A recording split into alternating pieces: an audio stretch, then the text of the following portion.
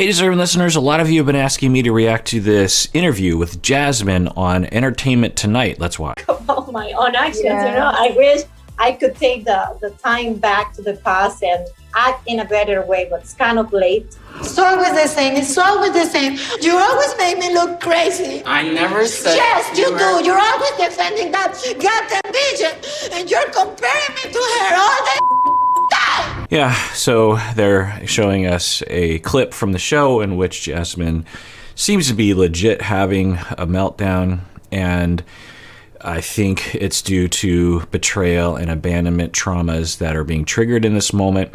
She's regressing. She is probably suffering from at least complex PTSD, if not other kinds of conditions that we talk about that make people distorted, pretty reactive, not because there's something that they're doing on purpose, not because they're an evil person, but because they have so many wounds and they're walking around with so much pain that they will see things, bad things happening when they're not really happening. Like a real common analogy, and I think it's similar in terms of emotional regulation that I will refer to, is you're teaching your 10-year-old how to ride a bike and she falls over, you finally let go. And she's smiling. She's like, I'm doing it. And then she crashes hard and she skins her knee and she's bleeding.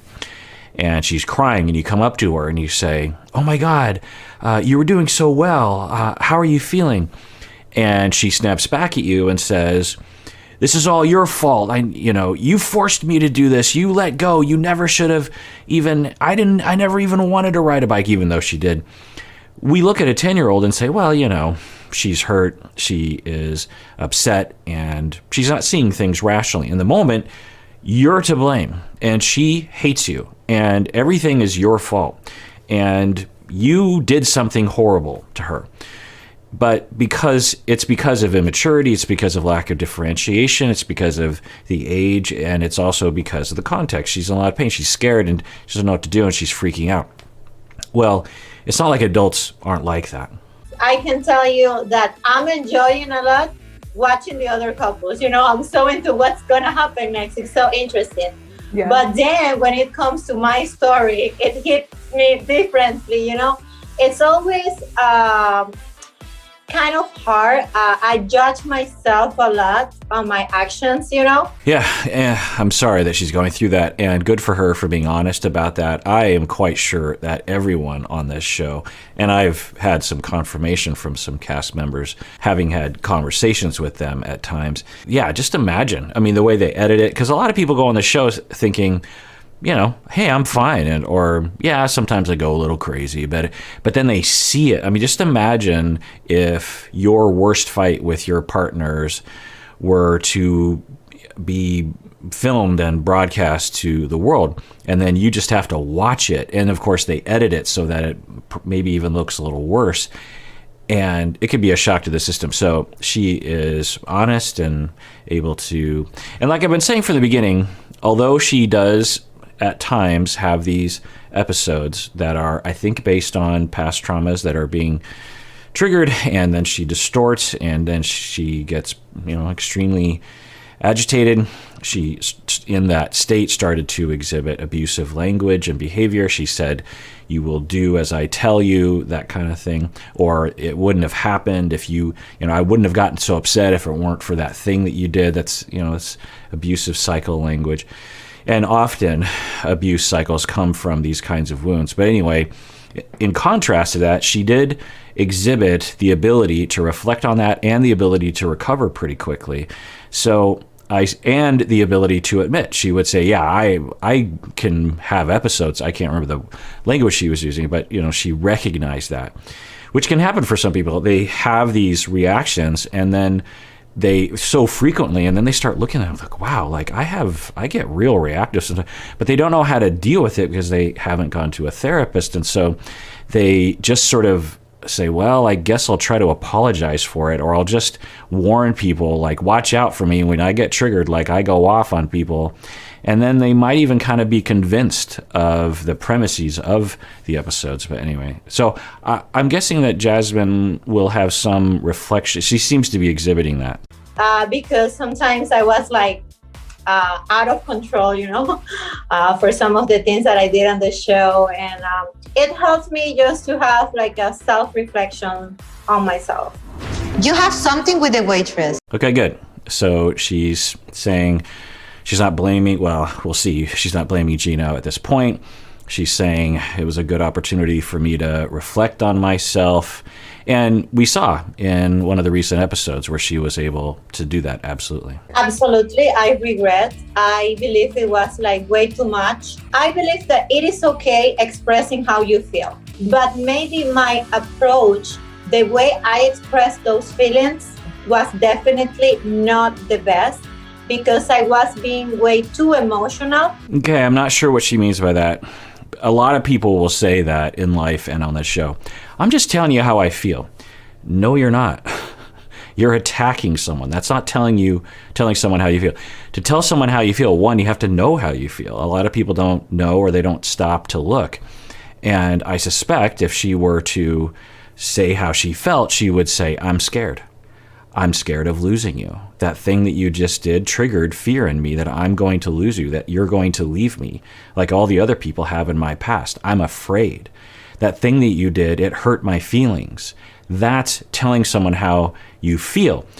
Yelling at someone about the color of their house and accusing them of things and trying to control them is not telling them how you feel. Now, she is saying, if I were less emotional, I would have been able to communicate it in a more healthy way. I'm not sure about that because if she's not aware or doesn't have the barrier of shame to look at herself, then she'll be able to do, what am I saying? What I'm saying is that if she were able to see herself, then she could talk about it. But if she can't, then if she just attenuates her emotions but says essentially the same thing, it's still controlling and hurtful and unfair to other people. I was, and it has nothing to do with Gino. It has everything to do with me, okay? It could have been Gino or any other guy I was dating. My reaction will still be the same because I was the problem, Wow. So two things. One, wow. I mean, when do we see cast members take responsibility? And, like I said, she has, we've seen evidence of this already. So big two thumbs up. I mean, the amount of times that I, watching 90 Day Fiancé or any of the reality TV that y'all want me to watch, I am just praying for them to say something like what Jasmine is saying. And so that is great. Because if you can say that, then that's a huge strength. Without that, it's a huge weakness. Without being able to, having the ability to say, that's me, totally all me. Maybe the other person had like tiny bit, but really it's me. I have an issue. I overreacted. I distorted. I have issues about trust, and it had nothing to do with Gino. Everything to do with me. Okay, one. Two, you didn't hear shame in there, which is fantastic, because that's the other side of the coin for some people is denial, or the other side is deep, deep shame and just like, oh, I'm a loser. But we're not hearing that. She's just like, yeah, that's all me. And, I have been at least I'm not hearing shame. So that's good. That gives you a step forward because you can look at yourself, admit that you're a good person with some minor flaws. You can look at them and improve on them, but it doesn't define you. Those minor flaws don't define you. I was very vulnerable and I was being very emotional, and then I was so low, like so many years without being in a romantic relationship with a man, and it was difficult for me to get used to, Well, interesting. That's a good detail. And I wish that the show would give us more of those details. I think it would make a more interesting show, honestly, but maybe the producers don't think so, because they could ask all sorts of questions, and she seems willing to talk about this. So she's saying that she's been through a lot, divorce and her kids and stress, and she didn't date for a long time. And so she's getting back into dating, and she's still getting used to the feelings that come with dating, which happens almost universally, maybe universally for people. If you don't date for a long time, like I think we could look at Ed for some, at least a factor, not a total. And of course, this wouldn't explain everything that we saw from Jasmine. Or, I don't know, there's been a number of cast members that seemingly had long stretches, Mike and Jimena, long stretches where they weren't dating. And it, I think, can result in people having the mentality and the reactivity of a teenager, someone that's just starting to date. So you're going to see more volatility, and then as you start to get used to these feelings, okay, that's right, this is that feeling, and you're able to evaluate, differentiate, look at yourself. Okay, wait, I'm having a feeling right now. I've felt this before. What's going on? And we all know that 13-year-olds have a really hard time with that, and so we expect volatility in relationships at 13. But if you take long stretches of a break, then you might enter that phase again. Having someone and expressing my feelings the best way. But if I regret, absolutely. It was way too much. Do you ever see yourself easing up on your jealousy? For instance, not getting mad if he wants to tip a waitress or if he's talking to another woman. Okay, so I'm sure that that's the main question that the audience has, but that wouldn't be that's essentially what she's saying. I mean, she's saying she is out of control. I'm curious what Jasmine will say to this, but the question implies that she has control over it, which I don't think she does. So let's see what Jasmine says. The problem was not that I didn't trust, okay? It's not like, it's like me, the way I look at myself, like I look at myself at that moment in my life, like, oh, I'm not enough. I was feeling like I was not worthy. Great. Wonderful. Vulnerability. I was at a point in my life where I didn't feel worthy, and that resulted in me being very jealous because any possibility of him leaving me, I exaggerated because I figured I'm not enough. I'm not good enough. And so any distraction in his life, his ex, a woman at the restaurant, it's like, well, of course she's going to leave me because I'm nothing. And 2 thumbs up for her to be able to admit that, for sure. I saw like every woman, like, like a threat to my relationship. A threat, yeah. It's coming from trauma in the past, trauma from my childhood. Wow. I mean, we're getting it all. Again, why don't they talk about this on the show? I think it would be interesting. But they just never ask these questions. And and I'm guessing maybe it comes up occasionally, and they don't ever talk about it. But so, yeah, trauma in her childhood, that's where it comes from. It's great. So maybe she is in therapy, but at the very least, she has a lot of self-awareness. She's making those connections, and that's a huge step forward. Like in terms of therapy and healing, I'm guessing, is at least like 30 to 40% there, given what I've seen in terms of her ability to self-reflect, not be ashamed of it, make those connections with the past, take responsibility. There's a lot of strength and a lot of work that she's already done up until this point. So like, what were you thinking? That thing with the waitress was way too much. And in real life, I'm a super sweet, kind person. I couldn't believe I said that. I couldn't believe I refused to let Gino give a tip. It's like I'm watching this girl and I can't believe that's myself. Yeah, so I've worked with people who have had that experience, and it feels like that. It's like, wait, I did what? But when you enter that mindset, when you're triggered, a whole different set of filters get applied. We can talk about internal family systems. We could talk about object relations. We can talk about internalized representations and object relations. We can talk about different parts of the self, and we all have those. And the more trauma we've been through, the more disjointed those parts are. I'm doing a lot of meditation, a lot of reflection. As a literature teacher, I love writing. I put my emotions into words and paper, and I'm trying to not to judge myself as hard as I used to do in the past, because then I feel even worse. Okay, good. Meditation is helpful, but if that's all someone's doing, I'm really worried about them, because relaxation is helpful for everyone, but it's not going to get you there. And I have a bone to pick often with people who will claim that it solves all problems, and it just is not true, according to research, especially when it comes to something like this. But anyway, so she said meditation, that's fine. And then she's self-reflection, which that absolutely will help. Writing, emotional reflection, that's all great. I hope that she is also getting corrective experiences. You know, she also says, I'm working on not being too ashamed and not beating myself up.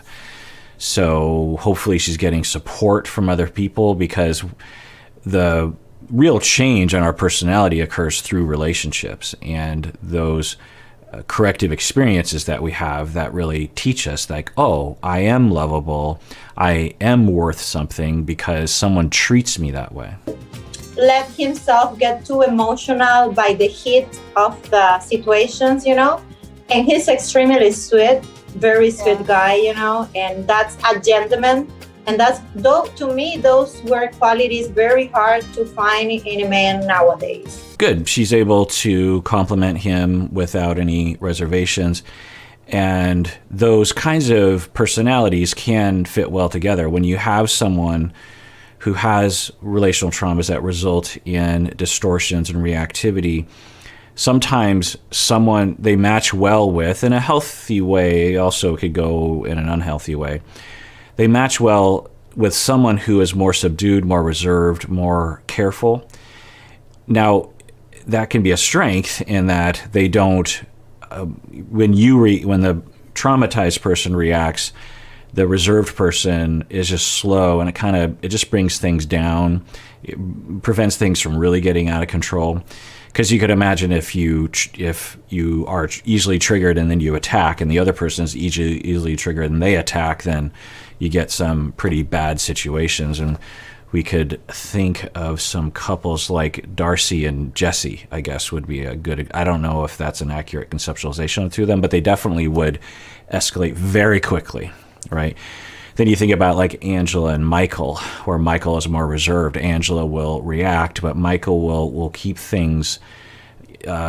He doesn't provoke, as far as we can tell from the show. But anyway, so Gino, similar to Michael, that he doesn't react. In fact, he almost kind of shuts down. So on the other side of the coin, it can be a bad thing in that if he is so subdued that he doesn't provide any kind of indication of warmth or connection, that can also be triggering to the Jasmines of the world. Is Ginos Head that bad? Do you ever think he'll get comfortable enough to show it? I mean, that is something that only Gino can answer, I believe, you know? But from my perspective, there is nothing wrong with his head. Great response. So that's very promising. So the way it was asked, I mean, from the beginning, I've been saying he likes to wear his hat, and he's ashamed of his bald head. Now, a lot of people would say, dude, like, a lot of people have bald heads. Like, you know, she was even, I don't know if I showed this clip from the show, but she was like, you're my Bruce Willis. You're a beautiful man without hair, and that's fine. You know, you don't have to always wear the hat.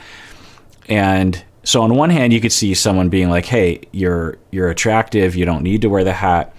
But on the other hand, you know, if he just feels comfortable wearing that hat and he feels comfortable wearing the sort of clothes he wears, then why would anyone want to change that? This sort of attitude of like, well, it's unseemly and it's not what other people do. Therefore, I have the right to bully you and make fun of you about your choice of attire, even though it doesn't harm anyone else around you. Think about the reverse, right? Like Jasmine goes out in a dress that is, you know, the way she dressed, and Gino's just like, what are you doing? Like, we would say, look, she can dress how she wants to dress. He can wear a hat. And so it's great that Jasmine, and I think in the show, she was not that bad on this, but in this interview, she's great. She's just like, well, you know, I think he looks great without it, but really only Gino could answer that question because that's his right, I think is what she's saying. It's his head and he can wear a hat if he wants to. What's that song from It's my head and I'll wear a hat if I want to. With the way he looks, because he's still attractive with or without the head. He's not comfortable with this new version of himself that is without the hair. And only time will tell if he will eventually be comfortable, being outside without wearing a hat. Now, on the first hand, we shame people for their bodies in all sorts of ways, including men being bald and losing their hair. And that's a problem with us. We as a society participate in that, or we don't push back on that, and it's not okay. And then you have people who sleep with a hat on because they're afraid of being seen for being normal, for being a human being who ages in a very normal way. And that's a problem. So still, if you're around Gino, let him do what he wants to do. And if you want to compliment him and say, if you want to take off your hat, I think you look great, that's fine. And that seems to be your attitude. We'll have a past, and I cannot judge Gino from what he did in his past relationships. I do believe that he, so far, as you can see in the show, he has shown me that he's a good person, that he's so into me. These kinds of cultural touchstones of allegations, he used to be a sugar daddy and he had a sugar baby. What do you think about that? And Jasmine's like, because it's not like he killed someone. But the way the internet or the way people react to things, it would be as if it was the same. And it's just well, do you know the circumstances? And what do we mean by sugar daddy exactly? Are we talking he went on a website? You can go on all sorts of websites, and the farmers apparently have a website together where they can meet. And, there's all the websites where you can meet Christians and you can meet, I don't know, just all the different corners of human population. And so there's a possibility, or there probably is, where there's a website. Well, wasn't Georgie accused of being this? Anyway, where you're hey, I have a bunch of money, and if you never want to work and the two of us are compatible, I'll share my money with you. Win-win. And then someone's hey, I'd love to marry rich, and I'm going to go on a website and find some. Now, if it's a paid relationship, right? Well, even then, two adults are consenting. Why would anyone want to judge that? It's fine, It's not the way things are normally done. Certainly not the way rom-coms. Well, maybe some rom-coms. Crazy Rich Asians was kind of along these lines, right? Anyway, but this, who cares? But we'd have to ask him. We'd have to hear the story, even if that was true. But again, we don't even know if it's true. I mean, this man has not run away from me after showing my super crazy and wild side. If he did it, it's just out of loneliness and wanting company. Yeah. And before anyone comments below, I'm forgetting Crazy Rich Asians. I'm pretty sure Constance Wu's character had a job of some sort, so I'm not saying that she was a sugar baby. I just always worry about the internet hating me for me randomly saying something. For his money, it's gonna be filthy rich, millionaire, tons of money. If there is no love involved, I'm gonna find a man he's super, super, super rich. Not Gino, that is more average, So people, those are misconceptions. Right. I mean, are people accusing her of being a gold digger because he doesn't have a job? Now, his earning potential, I think, is, not small, but yeah, she's look, if I was going to be a gold digger, I would have gone for someone that was really, really rich, not someone that is like Gino. So yeah, it's a good point. And I always laugh about it, give me a break, come on. All right, well, that does it for that episode. If y'all want to send me videos to react, I wouldn't have known about this unless someone had emailed. You can go to the website, go to the website, psychologyseattle.com, click on the contact button, fill it out, the form. I'll get that email and I will watch the video and react to it. And everyone out there, please take care of yourself because you deserve it. You really, really do.